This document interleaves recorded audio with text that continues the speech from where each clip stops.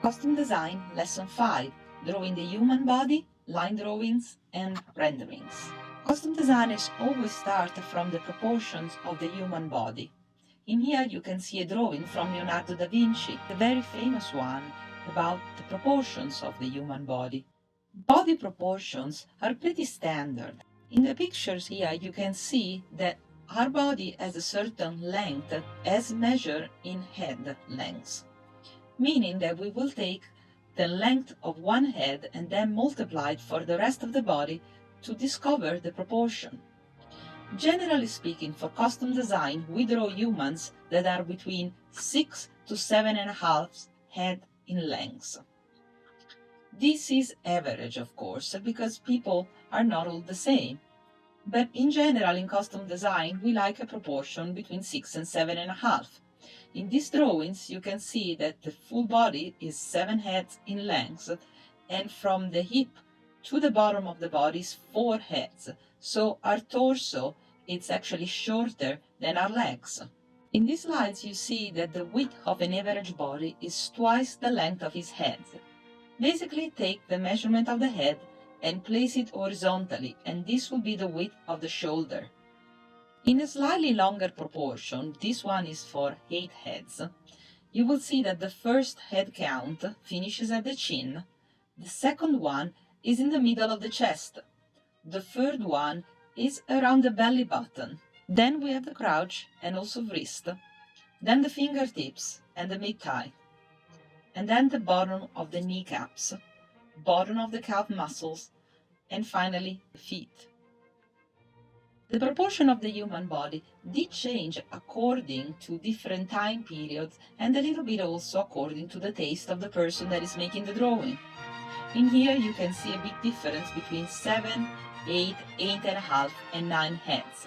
People that draw the human body with a proportion of 9 heads, they generally gear their drawings towards fashion more than towards custom design, because the proportion of 9 heads makes the body appear very long and very thin, which is the standard in fashion design, but it is not the standard in theater custom design.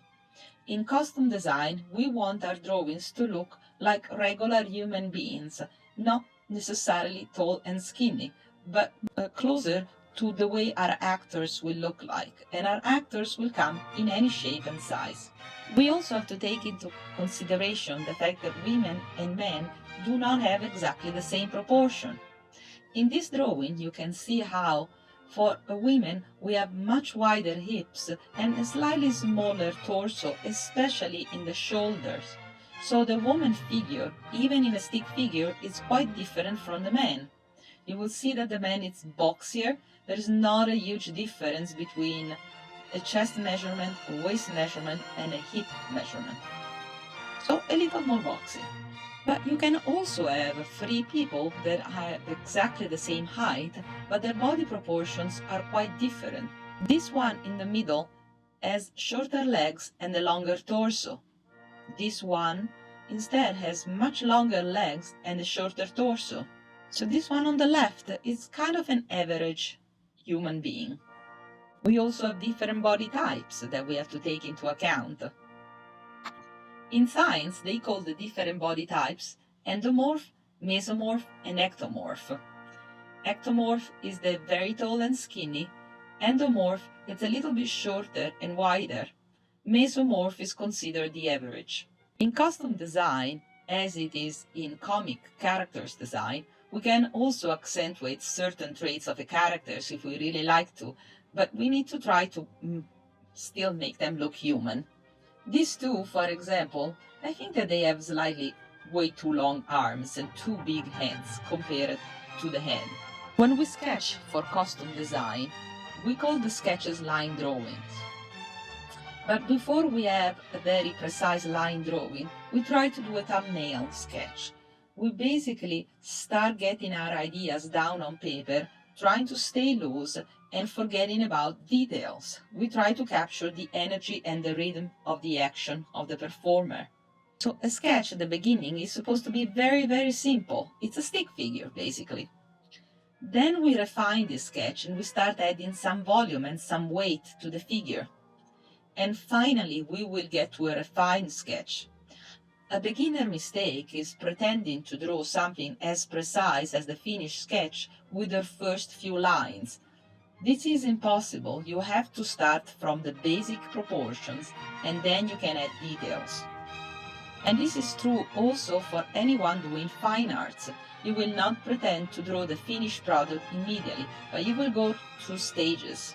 It is often much easier to draw from copying a pose from a book or a photograph, especially if you have a particular pose in mind for a character.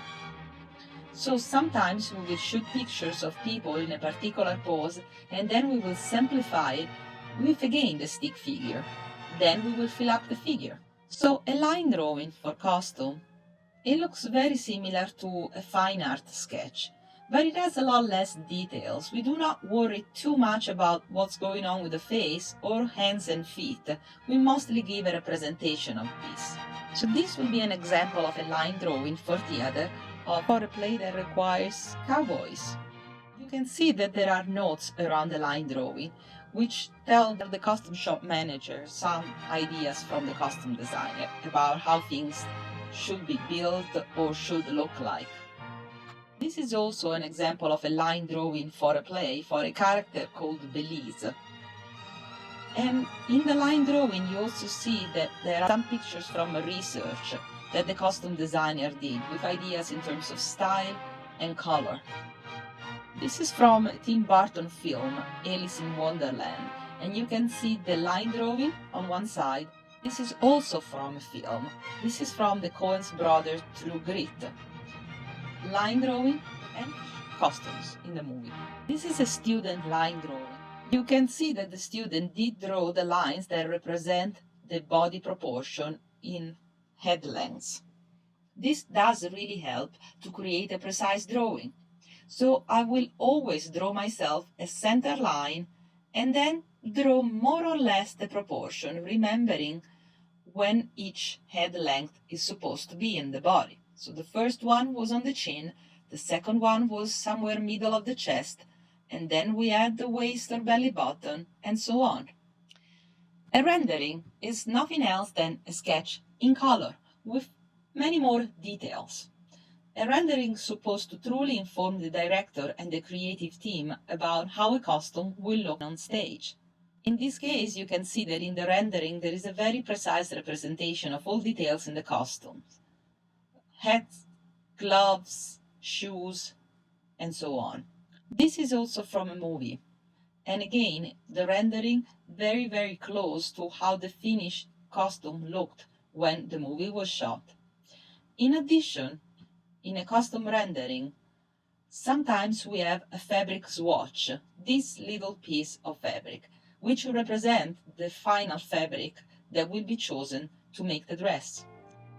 Now you can definitely tell the difference between a student rendering and professional renderings from costume designers.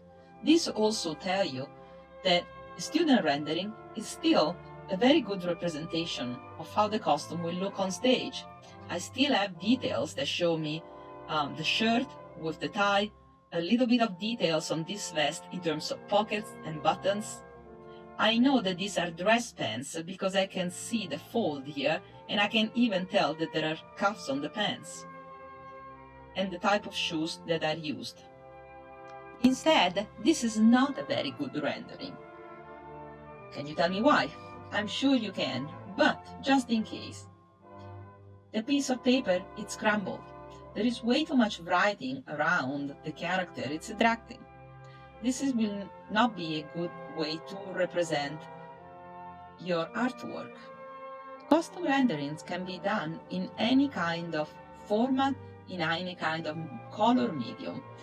The only requirement is that you can see the costume well, and that you also know which costume is this for, from which character, for which play, in which scene. So the information is really passed on to the shop precisely. And this is what this is about. So as said, costume renderings can be done in any technique. That one was in watercolor. This one is in markers. This one, the background is made digitally when the foreground is painted. You can also use collage, as it was done for this contemporary creation of a Greek play. Anything will do, but remember, you will always need to do a rendering. Even for a movie like this one, this is for Fight Club, and the costume was probably bought ready-made. You will still do a rendering, because it's a lot cheaper and faster to make a picture and show it to the director and get it approved than to go around and shop for a lot of different costumes to then discover that that's not what your director will like to see on stage. The only requirement is that the custom rendering, it's pretty close to what the finished product will be on stage, so that you are basically telling everyone in the production team, this is what I'm going to do, and then that's what you do. This will be the end of our lesson.